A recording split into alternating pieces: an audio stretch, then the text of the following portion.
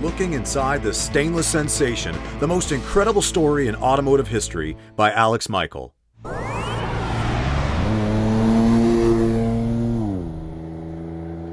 So, what was your impression of Colin Chapman? I mean, like, how many times did you have to deal with him directly?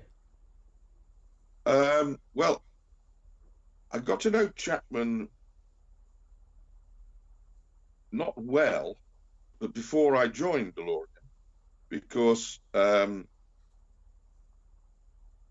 I was with Reliant, Reliant had a very good working relationship with Lotus because we were in similar businesses. We were specialist car manufacturers producing vehicles made out of fiberglass and resin. Yeah. In fact, Reliant taught Lotus how to make fiberglass bodies. They don't like being reminded of that, but it's true. And so I had met Chapman a few times in my visits to the Lotus plant at Hethel.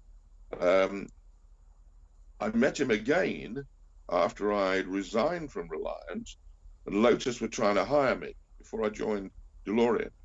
And I had a very long meeting with Chapman and Fred Bushell, his number two financial guy, behind, that guy, Yeah, I know. behind the scenery at the London Motor Show of 1978, when they were trying very, very hard to hire me. The problem they had was that as deputy managing director of Reliant Motor Company, I was earning more than the managing director of Lotus. Oh. So they were having great difficulty working out how to hire me and into a salary structure that was not compatible with me because I wasn't going to drop my salary. Yeah, and of then, course. behold, within days of that, John had made contact, or contact had been made with me, through which I met John, and by the end of the next month, November, I turned up at Lotus with John and Dick Brown and Bill Collins and Chuck Bennington as the DeLorean, the embryo DeLorean team in the early meetings with Chapman and his guys. I found him oddly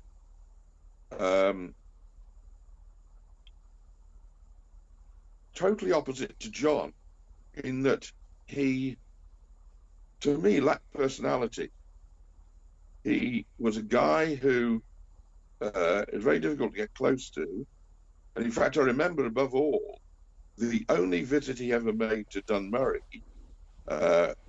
when he flew across for a day's visit there, that we had drinks around lunchtime, and in the boardroom, and I saw him standing on his own, almost like a wallflower, to the point where I felt sorry for him.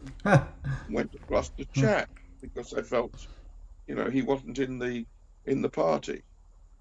Really strange, because it contradicts the public image of the guy. Yeah. The guy sticking his hat in the air when his team won a Formula One race. But no, I found him not a guy that you could warm to easily, and not at all forward in his approach to people. But Okay. that's just my experience.